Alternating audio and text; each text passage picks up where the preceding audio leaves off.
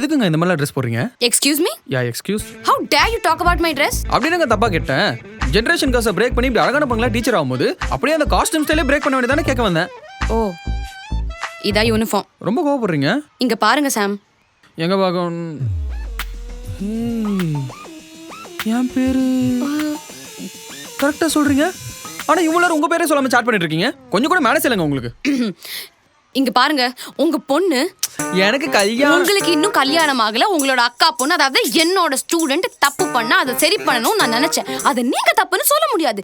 ஏன்னா ஸ்டூடெண்ட்ஸ் தப்பு பண்ணா டீச்சர் தானே சரி பண்ணணும். ஸ்டூடெண்ட் தப்பு பண்ணா டீச்சர் சரி பண்ணலாம். இதே ஒரு டீச்சர் தப்புனா யார் சரி பண்ணுவாங்க? நாங்க என்ன தப்பு பண்ணோம்? இப்போ எனக்கு 6 அறிவு இருக்குன்னு வைங்களேன்.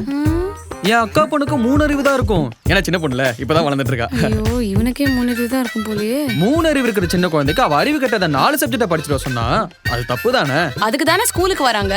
மல்டி டாஸ்கிங் பண்ணணும்னா இப்போல இருந்தே கத்துக்கணும். வளர்ந்த எனக்கே மல்டி டாஸ்கிங் பண்ண வராம தான் கல்யாணம் பண்ணாம சுத்திக்கிட்டு இருக்கேன். இதுல குழந்தை எங்க இருந்துங்க பண்ண போகுது? இதோட ஃபுல் வீடியோ பார்க்க ஹேண்டில் கீழ இருக்கிற ப்ளே பட்டனை கிளிக் பண்ணி பாருங்க.